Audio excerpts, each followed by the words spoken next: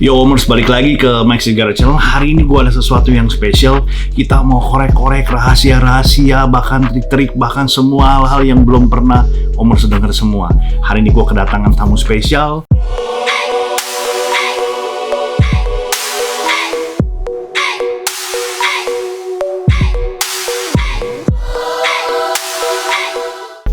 Tara, Om bisa perkenalkan dirinya langsung sendiri Om kepada Diecaster Indonesia yang nonton. Ya, nama saya Feldani Effendi. Saya suka dengan dunia diecast sehingga saya waktu itu sempat menerbitkan majalah Diecast Indonesia. Majalah Diecast Indonesia. Ya. Oke. Jadi hari ini kita mau ngobrolin tentang majalah Diecast Indonesia. Itu satu poin yang menurut gua nih sesuatu yang mungkin Omers bisa dengar dari langsung sama apa? How I call you founder? Ya, owner and everything ya. Iyalah. Sampai tukang editnya juga. Alright, jadi hari ini Omers kita mau denger sharingnya Om Feldani dari perspektifnya beliau langsung. Bagaimana majalah Diecast Indonesia ini bisa eksis, ada, dan apa ya, menurut gue tuh sempat menghebohkan sih, terus terang. Heboh banget ya. Karena waktu itu sempat ada komentar dari CEO-nya Kompas, Om Lili Utama. Majalah ini menjadi percontohan buat majalah-majalah Gramedia lainnya, bahwa pada saat edisi pertama, edisi kedua, ketiga, keempat itu penjualannya meningkat di toko buku Gramedia. Tapi untuk majalah majalah yang isinya tentang diecast itu is not the first time. Untuk di Indonesia kayaknya iya. Baru yang bentuknya majalah ya. Yang bentuknya majalah. Bener-bener majalah. Jadi bisa gue bilang Om Feldani itu pelopor pertama kali di Indonesia untuk majalah khusus diecast. Mungkin iya. Karena waktu itu saya sempat tahun 2016. You doing research juga ya saya sebelumnya? Di 2015 lebih tepatnya, pada saat ide kedua. Jadi sebetulnya kita tuh punya edisi 0, Om Mai. Edisi 0? Edisi 0, itu cuma lebih rare ya? Itu ceritanya lucu, terus terang. Kita waktu itu test case ya, test case sama tim di kantor saya untuk kita bikin semacam publisitas gratis. Yang kita bagi-bagiin ke semua pengunjung ide pada saat itu. Itu jadi kayak lo ngetes pasar juga. Ngetes pasar gitu kan. Jadi ada cuman kayak ukuran A3 selembar dilipat. Terus di situ ada cover depannya itu barongnya Fatur yang Impala 64 Nusantara ya, Impala Nusantara. Nah itu depannya, terus abis itu kita beberapa artikel-artikel yang ada di situ. Dan itu kita bagi-bagiin ke para pengunjung selama 2 hari. Waktu itu kita cetak sekitar ada 5.000 lembar lah ya. 5.000 lembar. 2 rim. Nah, yang lucunya adalah waktu pas lagi yang namanya selesai acara, kita masih punya kayak semacam setengah rim yang belum habis. Setelah acara nih, ya kan? Pokoknya masih ada sisanya. Masih ada sisa lumayan banyak, setengah rim lah, ada sekitar berapa ribu lembar gitu kan. Dan waktu itu saya udah titipin sama temen lah, tolong titipin gini. Habis itu ternyata hilang, nggak ke bawah di kantor. Dan akhirnya saya juga nggak punya. Saya sendiri juga nggak punya, makanya saya nyesel gitu, karena itu. Jadi itu rare lah gitu ya. Itu kalau ada yang nemuin tuh benar-benar the real treasure hunt. Kalau ada tuh saya akan beli deh. Dan itu benar-benar cikal bakalnya majalah Diecast Indonesia yang cuma 4 lembar itu. Omers nonton tuh ya, Om Feldani willing to pay. Iya, kalau ada yang nemuin lumayan setengah rim lebih, saya bayarin deh pokoknya. Itu benar-benar kayak prototipe-nya majalah Diecast Indonesia. That's nice. Dan itu kita udah serius. Waktu itu kita ngerancangnya udah serius, benar-benar pakai layout, bahasanya juga benar-benar diatur. Jadi prototipe itu tanda kutip dikeluarin di tahun 2015. And then you decide to start the first edition 2016 awal kayak semacam bulan Februari launchingnya. Edisi pertama. Kita justru launchingnya di edisi keempat, makanya ini ada. Let's talk about that later on. Nah, jadi yang serunya nih, Omers, hari ini gua tuh lucunya gua baru keinget kenapa gua harus bahas ini tuh. It's like 2-3 days ago ya. Pas gua gua dapet ini, gua buying from someone. Setelah gua dapet, kenapa gua nggak ajak Om Feldani aja ya, kan kayak kemarin postingan yang saya posting di Facebook itu it's like spontan ya. I mean siapa lagi mau gua tag gitu kan, bukannya gua tag I mean like I was thinking like gua tag buyer nih, siapa yang mau beli, enggak, kenapa kita nggak bahas ini aja nih kan, sesuatu yang menurut gua, karena saya salah satunya pernah jadi resellernya majalah Diecast Indonesia ini sendiri gitu kan. Benar. Nah, Om bisa nggak ceritain pemilihan nama dari majalah Diecast Indonesia? Ya. Dan timnya waktu itu beneran Om doang sendiri? Apa memang ada apa ya, kayak brainstormnya behind this magazine gitu? Ya, jadi memang kita sebetulnya this is crazy sebetulnya. The plan is there is no plan. The plan is there is no plan. Jadi saya ini kan sebetulnya lebih banyak bergerak di dunia public relation. Oke. Jadi kita punya kantor consultant public relation. Dan tim-tim saya itu jago-jago nulis semua gitu. Oke. Teman-teman pada suka, dan kebenaran juga setelah saya racunin mereka suka diecast juga. Tetap lu racunin dulu gitu ya. Diracunin dulu, demen diecast. And then yang tadi saya bilang kan, karena udah dibikin prototipe-nya tahun 2015 Oktober itu, semua teman-teman exciting untuk kita lanjutin ke lebih serius. Oke. Tapi tetap walaupun there is no plan, but there's still slightly a plan gitu loh. Artinya apa? Prudent itu penting buat saya, karena pada saat 2016 itu era digital udah rame. Internet udah rame, website udah rame, semua udah rame. Jadi kita sempat men-challenge diri sendiri.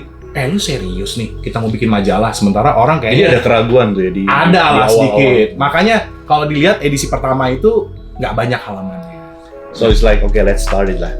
Kita yang penting ada aja dulu, and then we'll see, ya kan? Edisi pertama kita coba listing rubrikasinya apa aja, ya kan?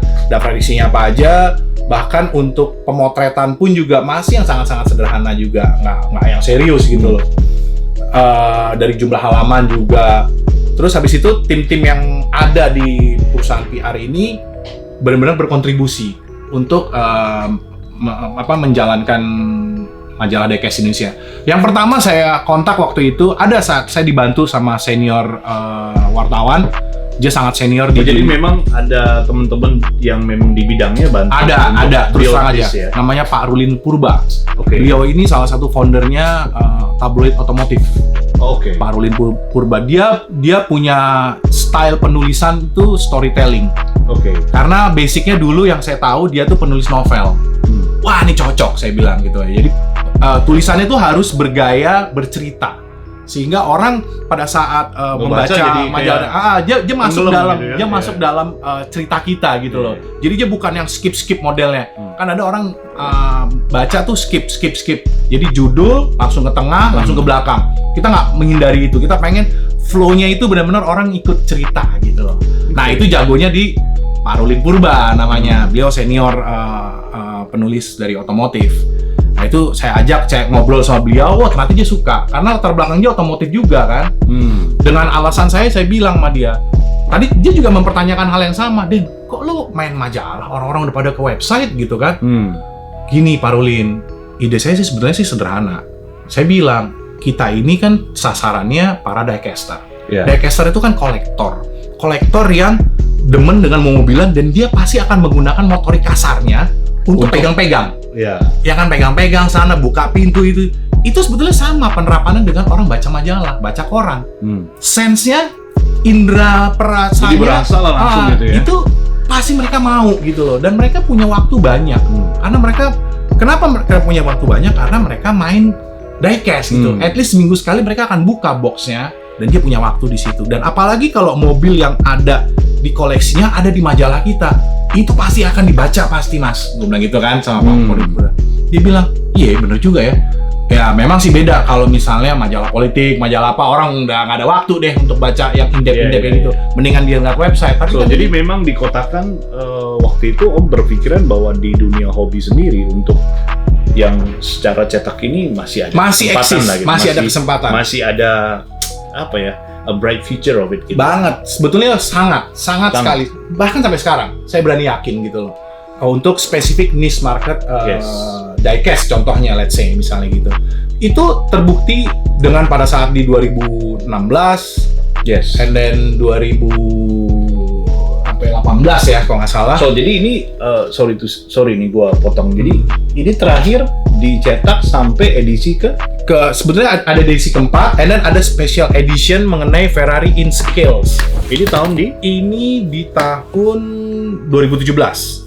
Oke. Ini khusus kita terbitin dalam rangka 70 tahunnya Ferrari di dunia. 2017. 2017 itu 70 Oke, tahun. mungkin bisa ditunjukin Om. Nah, ini yang ada special edition ya. ini special edition. Jadi after the 4 edition ini kita ada yang ini. Kita ada yang ini. Kita ada yang ini dan bahkan kita menerbitkan juga mobil khususnya di Ferrari. di Ferrari. Oke. Di Ferrari ini tetap kita bikin. Nah, sebetulnya ya tadi saya udah bilang penjualannya bagus, Mas. Kita punya penjualan itu di atas 60-70%. Untuk sebuah majalah cetak 67, bahkan edisi pertama itu 80%. Itu amazing. Good, udah. Bukan good lagi, itu udah bagus banget. Udah very good lah ya. Udah bagus banget. Dan itu menjadi catatan buat yang tadi saya bilang. Pak Lili Utama, CEO-nya Kompas, bilang bahwa ini membuktikan bahwa karena kan mereka kan core-nya dicetak. Iya. Ya kan, majalah, koran, apa semua core-nya mereka, walaupun mereka sekarang udah shifting ke dunia digital, udah ke website dan segala-gala.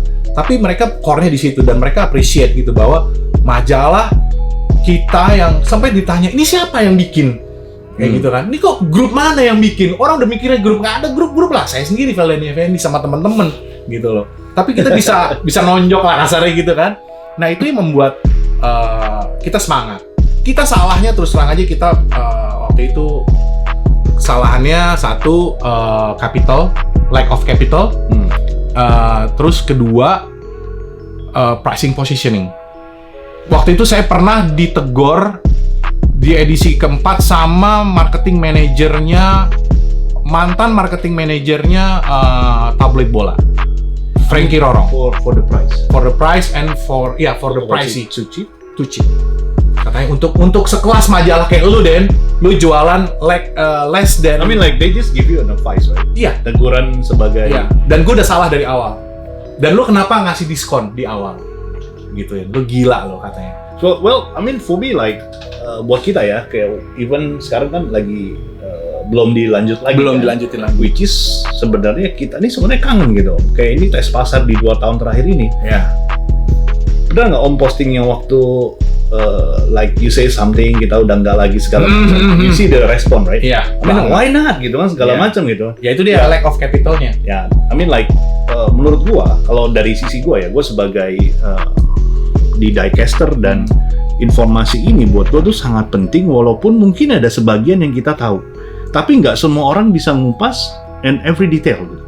Nah, itu yang kalian dari majalah Diecast Indonesia yang bisa ditonjolkan buat kita.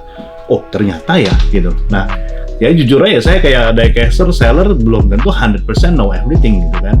Sedangkan kalau kayak Om kan udah dikhususkan tema, maksudnya gini dalam kan lu ada tim kan. Ya. Jadi kalau bikin tema, lu pasti kan bahas itu sampai do research-nya sampai in detail. Ya. Ya jangan sampai orang yang baca salah informasi. Ya. Nah, kalau kita kan cuma asal baca buat diri sendiri ya kayaknya ya udahlah gitu kan. Ya. Nah, menurut gua ya di 2 tahun ini orang kerinduannya untuk majalah Diecast Indonesia itu masih tinggi banget. Gue bisa speak up for dari site-nya pencinta Diecaster sendiri gitu dan pencinta majalah ini banyak banget. Iya. Dan gua sih harap aja ya in the future-nya ya you fix everything up and then We never know. Ya, you know right? Yes. Kemarin apa, Yes. kurangnya apa, mau ngapain dan segala macam dan gua rasa with all our support you guys be okay. Hopefully, thank you. Sekarang tahun berapa nih? 2020 kan? It's not just one kind of business or anything ya. Iya. Kita banyak belajar sih. Saya juga kan kayak bisnis ini banyak sekali ya. Iya. Kita belajar wrongnya segala macam gitu. Dan sebetulnya ini sangat kalau bilang sih saya masih bisa bilang ini profitable. Tapi ada good news dong buat kita nih sekalian kasih bocoran. I mean like sooner or later it will come up again with something. Karena apa terus terang majalah Diecast Indonesia saya sudah daftarin di HAKI. Oh iya, jadi everything udah settle. Jadi majalah Diecast Indonesia itu emang udah menjadi hakemnya apa sih?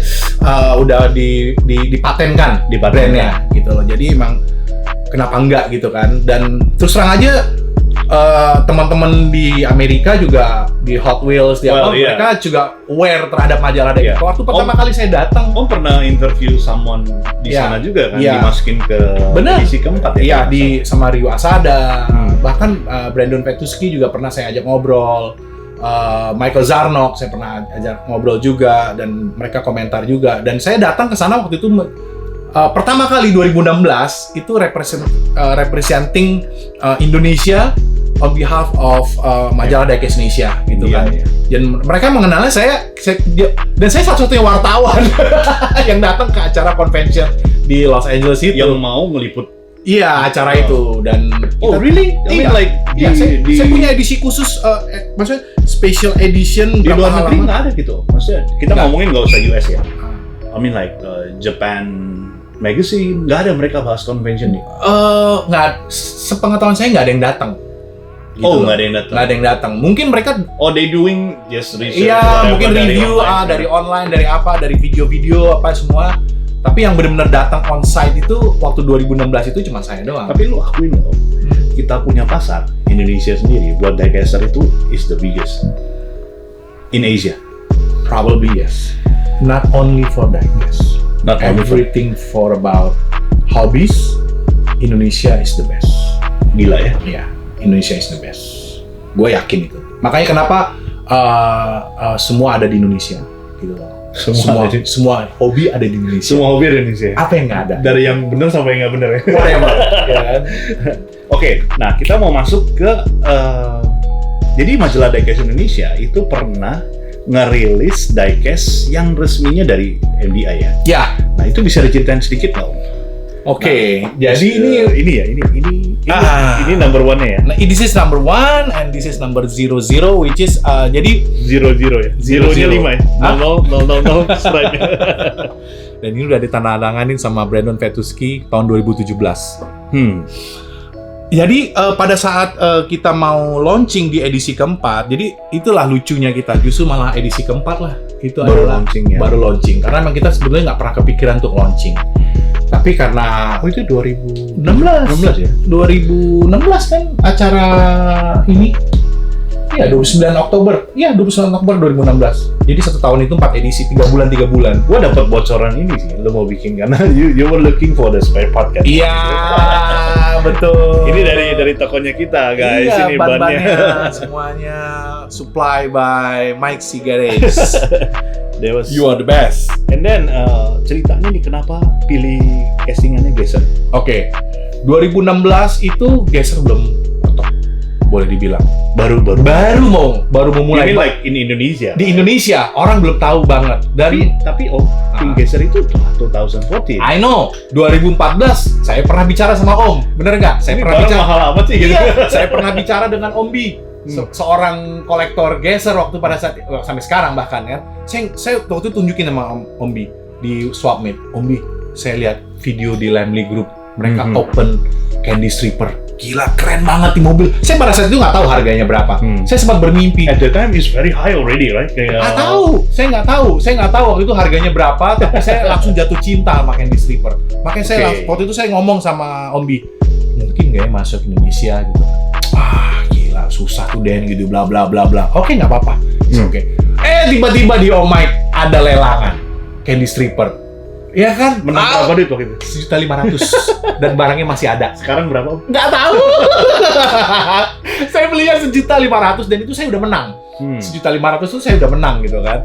Dan itu kayaknya berat banget 2014 sampai 2015 saya belinya. RLC itu 2015 lah. 2015-an ya saya. Mulai pada masuk saya lelangnya kan, dimenangnya. Nah itu, pada saat itu saya melihat Geser ini kayak pinnacle-nya diecast. Saya ngeliatnya. Dan at that time saya langsung mikir, wah kita harus punya mobil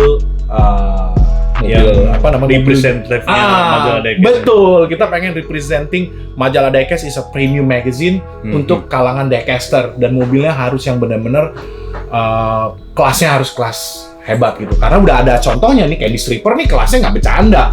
Walaupun saya waktu itu beli 1.500.000 itu bagi saya udah wah gitu loh untuk sebuah kolektor untuk yang kelasnya seperti itu.